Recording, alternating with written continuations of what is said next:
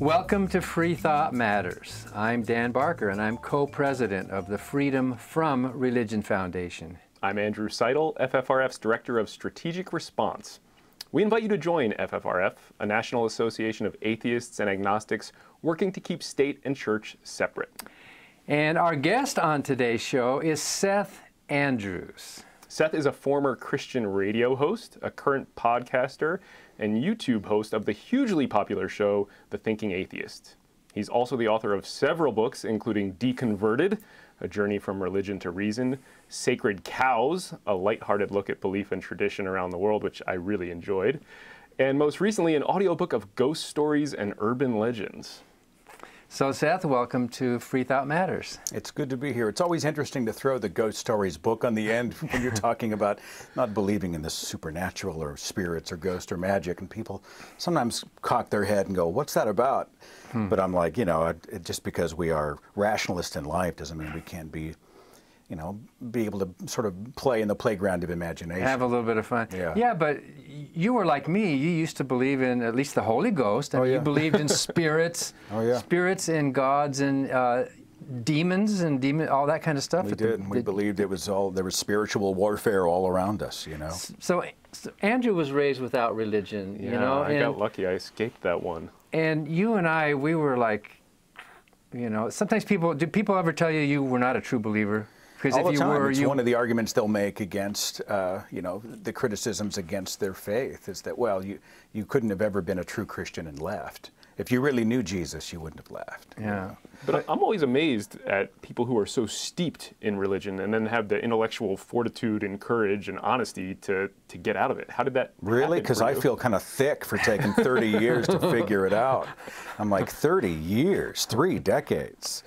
Well, I mean, when it's your normal, I mean, I have a speech that I gave recently where I was talking about how many parents, especially fundamental religious parents, will tell you, you can grow up to be anything you want as long as it's this, right?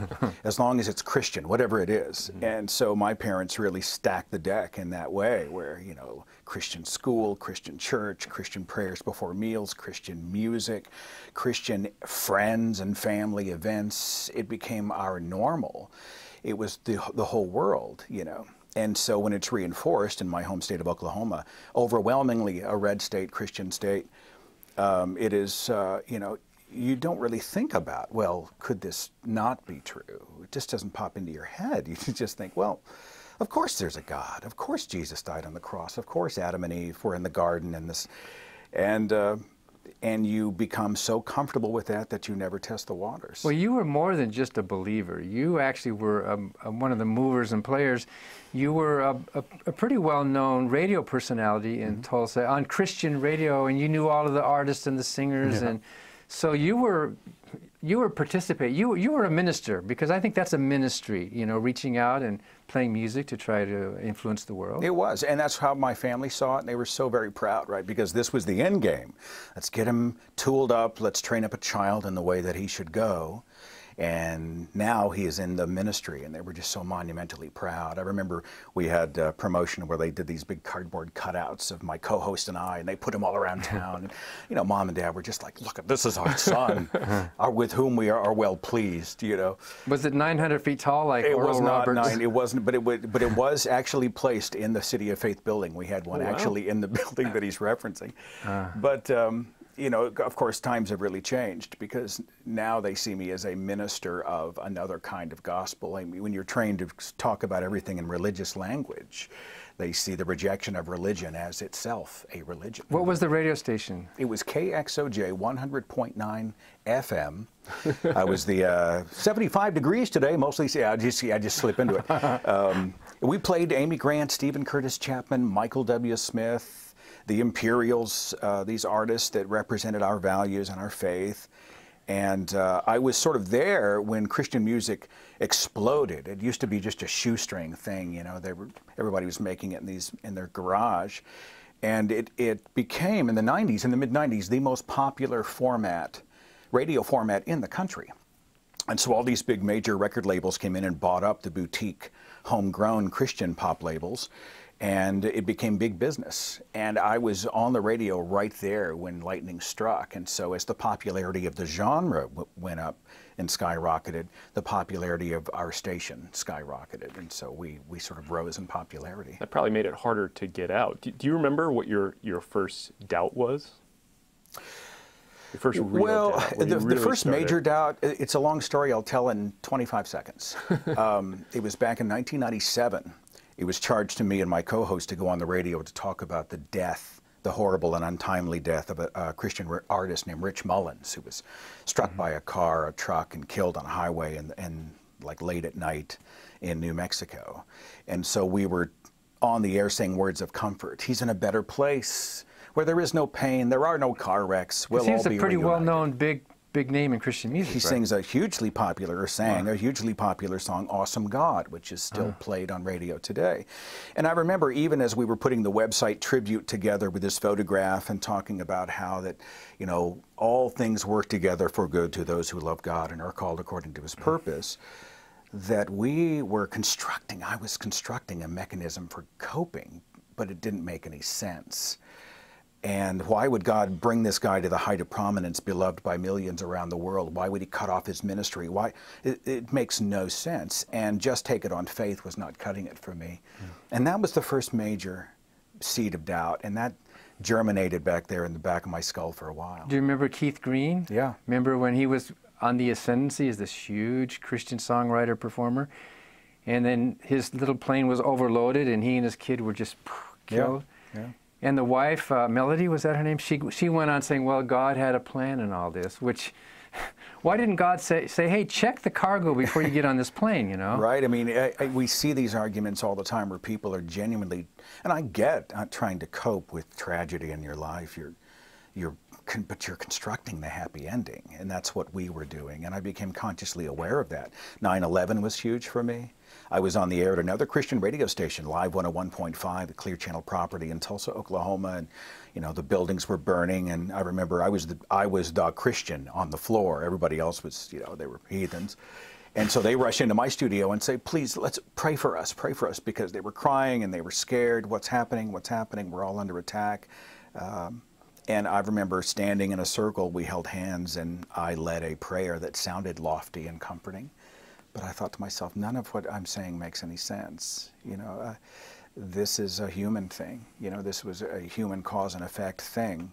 And everybody who's invoking God, they're all invoking him in contradictory ways. They're splashing. I mean, the Islamists, you know, the radicals who were invoking God, and Jerry Falwell and those types were talking about how God is judging us, and it just seemed like human beings. But does it have to make sense? I mean, isn't religion to a large degree a big drama, a big script that everybody's playing into, and you worship the Lord, and no matter what happens, you give him glory?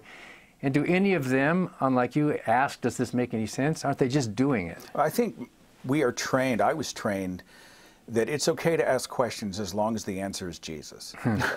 Right? It's a rigged game. Yeah, God welcomes you. Test the Lord. I mean, not test the Lord your God. Don't tempt him, but you can go out and ask God to prove himself in your life. But if God does not prove himself in your life, it's a lack of faith, it's an attack, you're doing it wrong, you're reading the wrong books, you're watching the wrong shows, there's a flaw in you. You're the problem. And so I think also I take it on faith as a way for people to just check out, because life is complicated. These things don't have simple, pat answers, which is what people so desperately crave. They want to know somebody somewhere has a plan. And so, hey, everything happens for a reason. Let's take it on faith. That's the language that we were taught to speak in. You know? And you put this all down in your book, your first book, Deconverted. But your second book was the one that I really enjoyed most. Oh, yeah? Yeah, Sacred Cows. It ain't Hitchens. And I didn't ask Dan to hold the book up but and it's a chill good for read. me. But if you want to understand how somebody who is, I mean, sometimes I will hear atheist activists who will say something like, religion is a mental illness, or the religious are mentally ill, or they're just stupid, or there's all these pejoratives they use. And I'm like, you'll find, idiots across the planet including in atheist culture, you know. It's absolutely not true, too, right? I mean, Dan and you didn't gain 50 IQ points the day you deconverted. The minute I realized it was all junk, I mean, I didn't become like more intelligent. I just discarded bad ideas, exactly. You know. And I think the minute we stop marginalizing all these people and realize that many of them are just victims of bad ideas. So I wrote Deconverted as sort of a window into what it's like to be raised in the cradle of the faith. And then Sacred Cows was really more of a way to maybe get on the radar of some other folks who would like to dip their toe into the waters of bizarre faiths and cultures around the world. And then I sneak a little Christianity and Islam in there subtly so that they can realize that there's really not all that much difference between, you know, the cargo cults of the South Pacific and Scientology and some of these other ones and mainstream Catholicism. I mean, there's not all that much of a difference. So after the death of that Christian performer, you didn't just wake up the next morning and go, oh, ha ha, I'm an atheist now. I mean, you must have gone through some kind of a what? No, I like to say I went dormant in the faith, where I spoke the language of the faith, and I genuinely felt I did believe, but I didn't go to church. I didn't pray before any meals. I lived a largely secular life. It's almost like, you know, in the movies when someone wakes up from a coma, they wake up and immediately they have immediate muscle dexterity and they jump out of bed and they go save the day and get the girl, right? And, you know, in real life, many people will take weeks, months to fully emerge from a coma into full consciousness, if they ever do. And that's what it was like for me. It's a long journey, because even as you begin to walk away from fundamentalism, you end up in this weird nebulous place where it's kind of a deist place, where you're like, well, I know there's a God. Mm-hmm. The next step is terrifying, because the next step, if you walk across that line, is, what if there is no God? And so I think that's why most even cultural Christians who know nothing about their Bible, they go to church on Christmas and Easter, they wave their Christian flags and say, you know, Jesus loves America, but have no idea about the history, the tenets of their faith. I think many of them are in this place where they're just terrified. They're terrified of the truth. Well, for me, I went through that same process, but at the liberal end of it, I redefined God, kind of like Paul Tillich. God is the ground of all being. God, you know what I mean? Is it like a Mother Nature God, or an amorphous kind of, which was a nice way to get out, because you didn't have to just jump out. You could just sort of ease out through liberal theology. You go from, you know, Noah built an ark and God flooded the world. You go from that to, look at the trees, right? It's just weird. You become this sort of almost a new agey kind of person. You become a motivational person where there's a lot of positive thinking. And I'm sure this was the case with you when you were doing your sermons, right? Did you find yourself, you're not teaching the Bible as much as you are like, go out and make every day count. You're almost like Tony Robbins, right? Yeah, like motivation. I was preaching less about the afterlife and more about this life. You know, how do you let your light shine? And so then gradually you just realized one day it was all gone? Well, you know, it's funny. There's a weird thing about midlife. I think that you just become less and less patient with certain things. And I became less and less patient with not knowing. And so I just sort of took a journey. I was 37 years old, and I just decided I'm going to read the Bible front to back again, not like a love letter, but I'm just going to read it. Let's just go back and take another look. And I'm going to just begin testing all of these questions that I've ignored for so long. And it's a funny thing. When you start asking questions, expecting you're going to get a reasonable answer, but those answers actually push you further from the faith, it's bizarre. I mean, the experts would tell you, well, this is the answer. How did people live to be 1,000 years old in the Bronze Age? Well, our DNA was purer back then. Well, where'd you get that? The Grand Canyon was created in a matter of minutes during the global flood. Well, wait a minute. What about all this, you know, sedimentary evidence? Well, ask Andrew. He used to be a tour guide at the Grand Canyon. Yeah, that was one of my favorites. That used to come up in my van from time to time. They would ask the question? That was frustrating. Oh yeah, sure. I used to have to give a whole disclaimer before the geology talk, saying, you know, if you are offended by science, you might consider taking a walk. Well, there's a video of paleontologist and geologist Dr. Donald Prothero, and he actually takes creationists to the Grand Canyon, and he lets them ask him questions. And kudos to that man for not jumping off the cliff into the canyon itself. So we have a cliff here to jump off of. Sorry, we have to take a break. We've come up with Seth Andrews' story up to the point of deconversion, of being deconverted, as it says. But after the break, we want to talk about what you're doing now with the Thinking Atheist and some of these We're going to come back and look at an amazing video that you produced. What's the name of it? It's called Something Beautiful. Something Beautiful, and you can explain that to us. But after the break, we'll continue our conversation with Seth Andrews of the Thinking Atheist.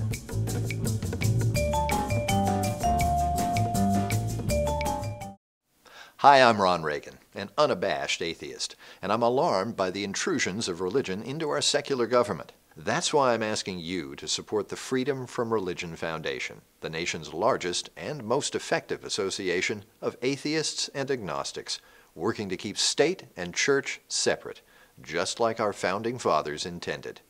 Please support the Freedom from Religion Foundation. Ron Reagan, lifelong atheist, not afraid of burning in hell. I'm Liz, and I am an atheist. I was raised as a Catholic, but my family was not terribly active in church, and my mom really pushed me to achieve in school. So as a result, I got a great education, and I've always been a critical thinker, an avid reader, and a skeptic. I gradually questioned religion until I finally realized that whether I want to or not, I can't force my mind to believe in any gods. When I look at my two sweet little kids, I feel strongly that the only things that matter in life are how we live in the present and how we leave the world for our kids. Life is short, and you have to be true to yourself. I enjoy and savor life. I love my family. I am a good person, and I am an out-of-the-closet atheist.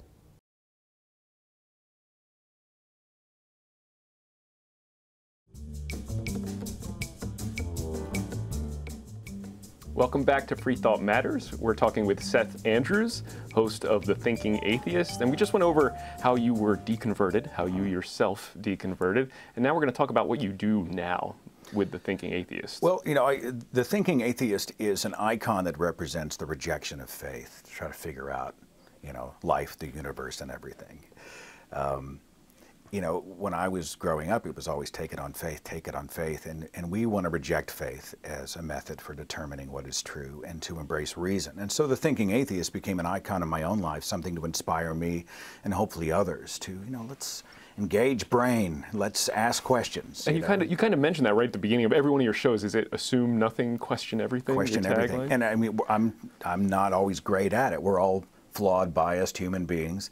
But it's a reminder, you know, faith is not how we get to the truth. Let's embrace reason. And so I host a radio podcast under the same title that's had been pretty successful. And you also produce videos on various topics, and we want to explain this video we're going to watch, and it's Nate Phelps narrating. Yeah, I come from an audio-video background, and so I do both radio and video, and this is a short form, sort of a vignette, 4 minutes long, called Something Beautiful, that, you know, atheism represents what I don't believe in.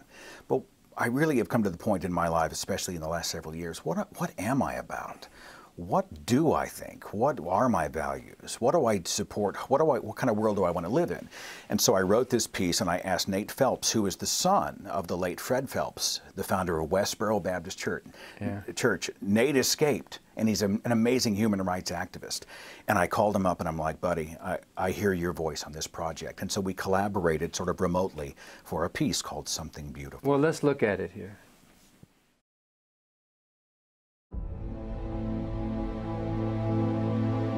Why are we so quick to see the ugly when we stand before the beautiful?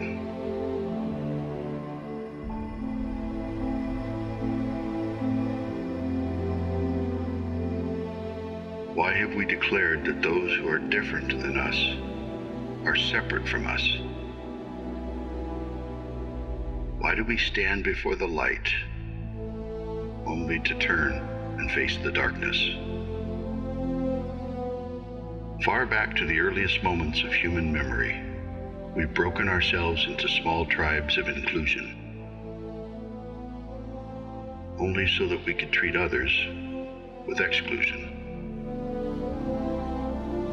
We told ourselves that we were right, that we were superior, and that God was on our side. so many sacred scriptures, rites, edicts, and doctrines are bathed in the blood of tribes, each one warring against the other, each one declaring divine right, each prepared to take their divisions, their bigotry, their fear, and their hatred to the grave. And tragically, many do so.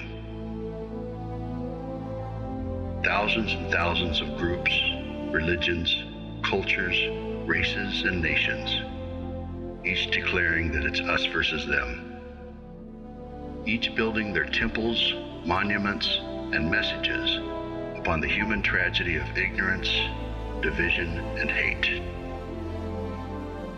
It's such a waste to look at all others and hope to only see ourselves, to stand upon the claims of primitive times and primitive minds, declaring that times and minds should never change, and holding in contempt the very people we should be holding in our arms.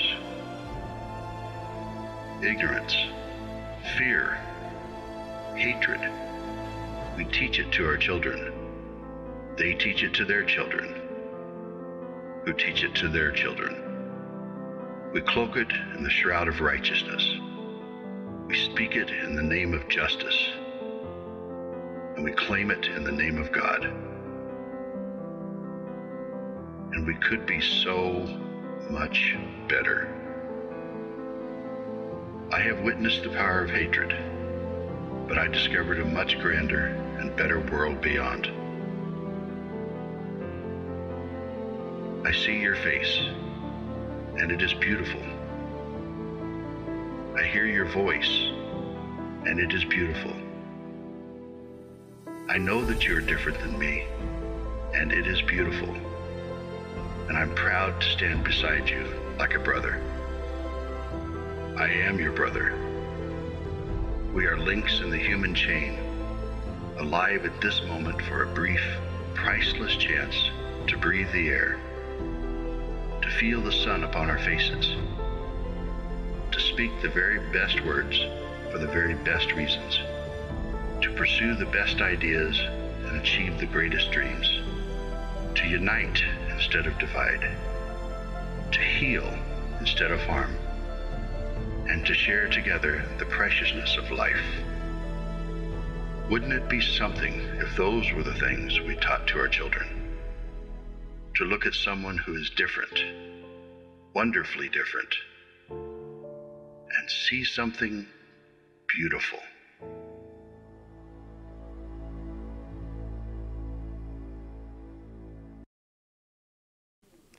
That was Something Beautiful, produced by Seth Andrews. So that, to me, is just one of the most moving things I've ever seen. And I had the good fortune, or maybe misfortune, of going on right after you debuted that video. Yeah, I think it was in Florida or something. Yeah, that was rough for me. Well, you know, we sometimes the atheist activist culture gets a little weird about emotion. I think often because, you know, religions use emotion to manipulate people.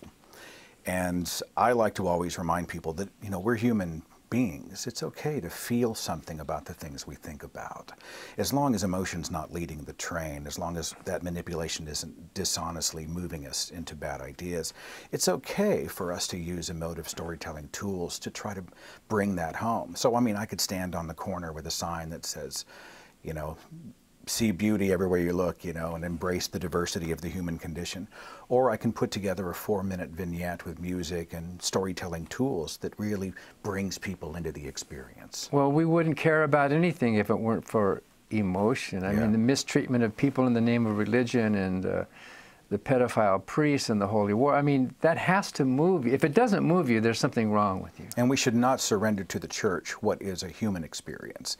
So whenever we feel love, compassion, joy, pain, sorrow, empathy, charity, we're participating in a charitable way. Many times the church will say, well, great, you just borrowed that from us. And I think we need to stop saying, that it does belong or it's religious in nature, I think we have to be able to say, no, the church does it well, but it's a human condition. As if there were an us and a them, as if we were somehow different tribes and we're just one human species. Yeah, it's true. And I really think, if we can be better storytellers about the challenges and opportunities we face and use the tools of storytelling, I think we can bring more and more people into the conversation, and that's where minds are changed. Yeah, I think religion does an excellent job of kind of co-opting the human experience there. Now, you've done 400 episodes now? 400 radio episodes, yeah. And a couple of books, and then you've just done this audiobook about ghost stories. Well, and some of that is, ghost stories is a little bit therapeutic because, self-care is hard for activists. Balance is hard for activists, right? We're always activisting. And burnout becomes a real problem even when you really do love it, as I do. I just love the community and doing what I do. But Ghost Stories was a way to, I don't know, it's a new challenge, something to sort of keep things fresh, and then I bounce back into the rest of my work. So the Thinking Atheist, is it just a podcast radio show, or can people join, or is it a membership thing? Or? No, you're not really joining anything. There's the thinkingatheist.com website, and you can go. Get mugs. I mean, I've got swag. Well, I got one of the mugs for with Dan, and he brings it out here on the set, and I'm like, what kind of commission check am I going to have to write you after all this? I mean, my coffee tastes a lot better in this mug. I owe you every time I take a sip. I owe you a nickel each. We're on Facebook and Twitter, and I've got you can go to sethandrews.net, which is more of a personal page about me and less about activism. But it's interesting. Whenever I left the church, I've lost my community, and so online I was able to find the community that I'd lost in the church. Well, thank you, Seth Andrews. Seth Andrews is the host of The Thinking Atheist, a former radio personality, a born-again Christian minister, I guess, who has seen the light and is still, I think we're still ministering the good human values that there are in this world. And it's a much better message, and I'm glad to be a part of it. Well, thank you, Seth Andrews, and thank you for watching Free Thought Matters. Because free thought matters.